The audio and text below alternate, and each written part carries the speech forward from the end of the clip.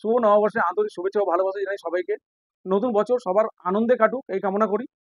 আজকে আমি ফিতে সম্বন্ধে জানাবো। ফিতে হচ্ছে ট্রেনিং এর কাজ করতে গেলে এই ফিতের গুরুত্ব কিন্তু সবথেকে বেশি। এই ফিতের মাপ না জানলে কিন্তু আমরা কাজ করতে পারবো না। আজকে এই ফিতের মাপ তোমাদেরকে দেখাবো। আর নতুনদের জন্য কিন্তু ১০০ র উপরে ভিডিও আমার চ্যানেলে দেওয়া আছে। তোমরা অবশ্যই দেখে নিও।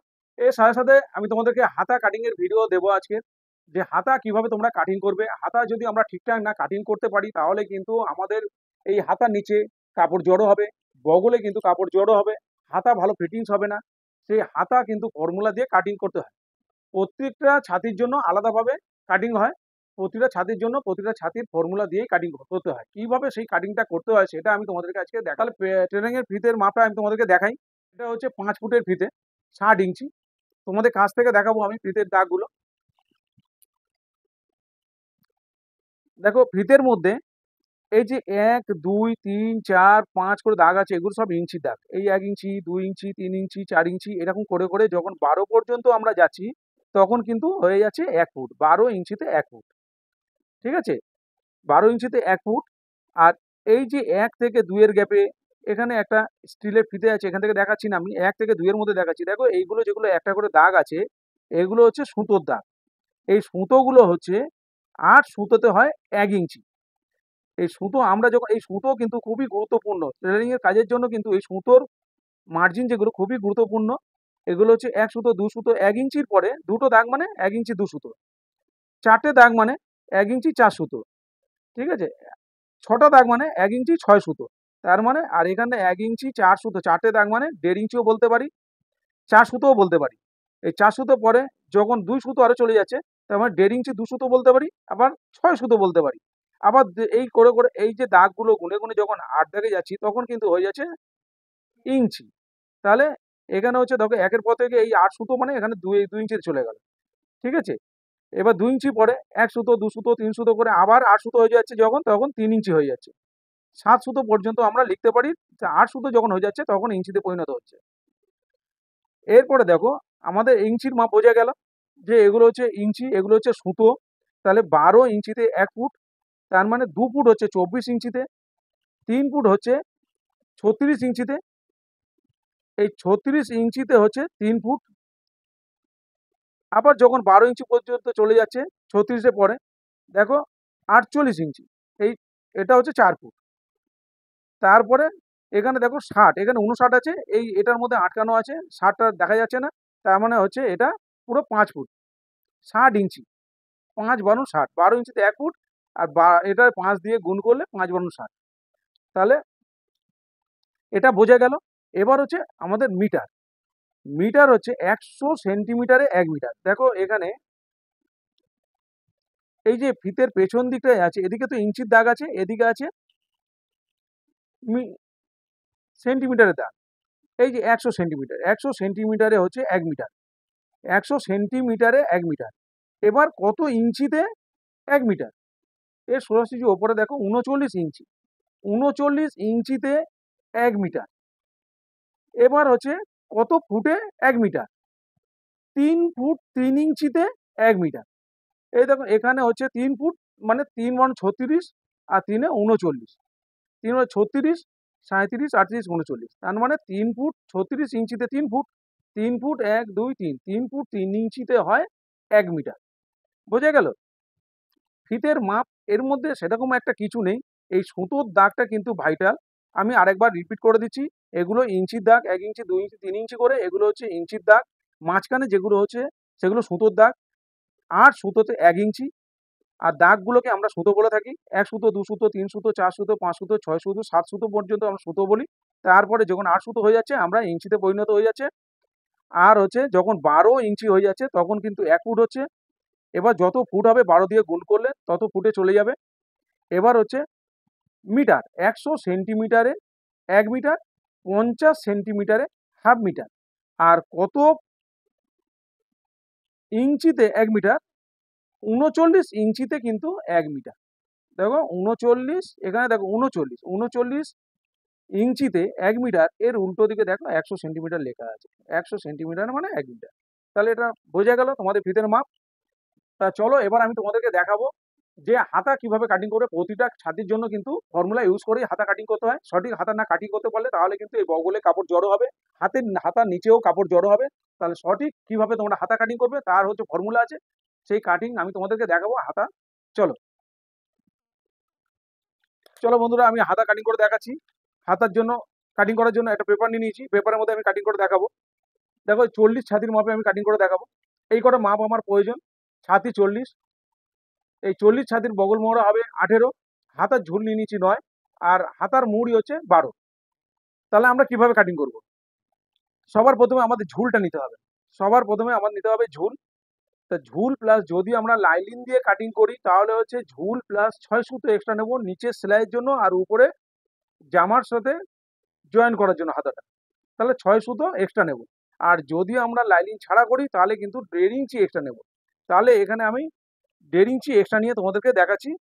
হাতার ঝুল 9 আর 1.5 ইঞ্চি এক্সট্রা নিলে 9, 10, 10.5। কেন সামনের ফোল্ডের জন্য নিতে হয় 10.5। এই সামনের ফোল্ড 1.5 ইঞ্চি এক্সট্রা নিলাম, সামনের ফোল্ড হবে আর উপরে জয়েন্ট হবে। তাহলে 1.5 ইঞ্চি এক্সট্রা নিয়ে নিলাম, এখানে সোজা মার্জিন টেনে নিলাম।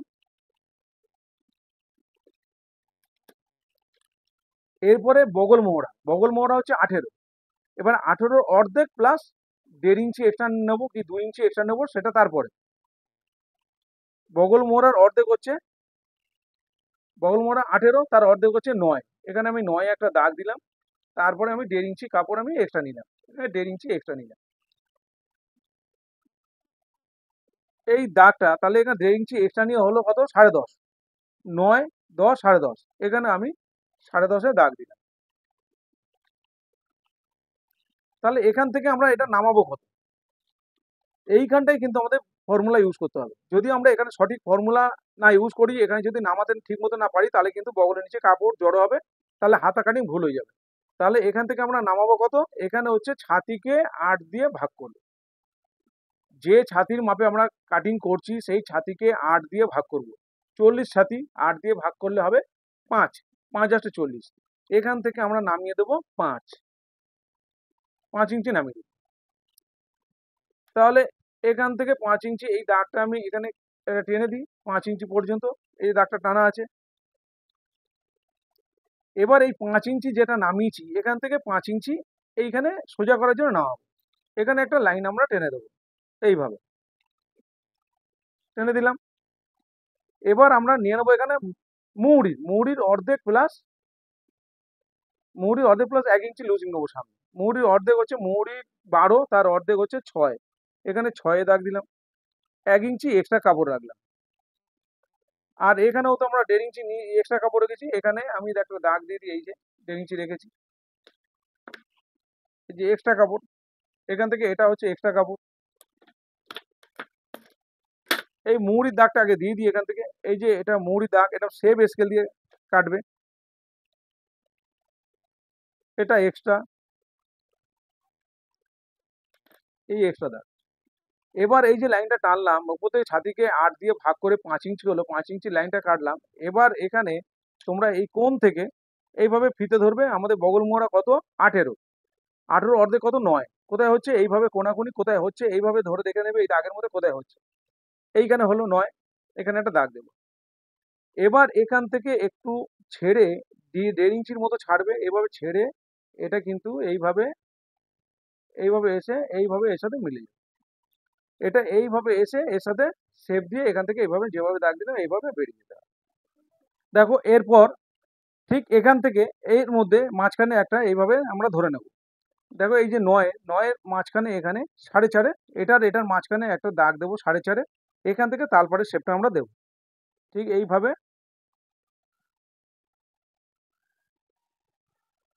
এইভাবে তালপাড়ের শেপটা আমরা দিয়ে দেবো একটা ভাঁজে। তাহলে বোঝা গেল হাতা কাটিং। এটা হচ্ছে পারফেক্ট হাতা কাটিং। তোমরা যখন হাতা কাটিং করবে যে ছাতি হবে সেই ছাতিকে 8 দিয়ে ভাগ করবে, ভাগ করে এখান থেকে এটা নামাবে, নামিয়ে এইভাবে তোমরা শেপটা দেবে, তাহলে কিন্তু পারফেক্ট হাতা কাটিং হবে। এবার তোমাদের ছোট হাতার ক্ষেত্রে আমি দেখাবো। ছোট হাতার ক্ষেত্রে তোমরা কি করবে, মনে করো তোমাদের হাতা হচ্ছে 4, তাহলে 4 আর 1.5 ইঞ্চি এক্সট্রা নিচ্ছি নিচের ফোল্ড আর উপরে জয়েন্টে সেলাইয়ের জন্য। 4, 5, 5.5, এখানে 5.5 আমি দাগ দিলাম।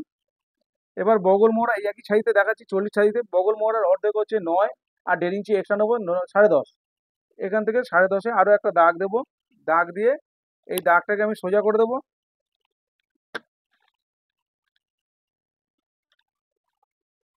এই দাগটাকেও আমি সোজা করে দেবো। এবার মুহুরি, মুহুরি ধরে নাও 13, 13-র অর্ধেক 6.5 আর হচ্ছে 1 ইঞ্চি এক্সট্রা এই নিয়ে নিলাম। এবার এখান থেকে এটা নামাবো কত, এখানে তোমাদের ছোট হাতের ক্ষেত্রে বুঝে নামাতে হবে। 2 ইঞ্চি, 2.5 ইঞ্চি, 3 ইঞ্চি, 3.5 ইঞ্চি পর্যন্ত তোমরা নামাবে, বুঝে নামাবে। এখানে আমি নামাচ্ছি 3 ইঞ্চি। এর ক্ষেত্রে বড় হাতার ক্ষেত্রে তোমরা ফর্মুলা ইউজ করবে, ছোট হাতার ক্ষেত্রে কিন্তু বুঝে নামাবে। এই নিচে থেকে তোমরা দেখবে যতটা কাপড় কম রাখা যায় ততটাই ভালো, যতটা কম রাখবে তাহলে কিন্তু বগলের নিচে কাপড় জড়ো হবে কম। এরপরে এই যে এখান থেকে 3 ইঞ্চিতে দাগ দিলাম, এই সোজা 3 ইঞ্চিতে আরো একটা দাগ দেবে, দাগ দিয়ে এই দাগটাকে সোজা করে দেবে। ওটা যেভাবে কাটলাম সেইভাবে এটাও কাটিং হবে। এবার এখান থেকে বগল মোহরার অর্ধেক কত হচ্ছে এই কোণ থেকে দেখবে 9, এখানে 9 আসছে, এই যে 9। এবার এখান থেকে এইভাবে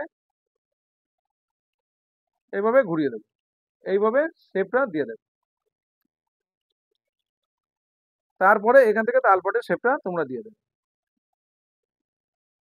এর অর্ধেক এখান থেকে এই কোণে দেখবে 9, 4.5 এইরকম মিডিলে তোমাদের ডাউন হবে, মিডিলে এটা তালপাটের শেপটা। আর এখান থেকে এই হাতা এই স্কেল দিয়ে হাতা শেপটা দিয়ে দেবে। দেখো হাতা কাটিং রেডি।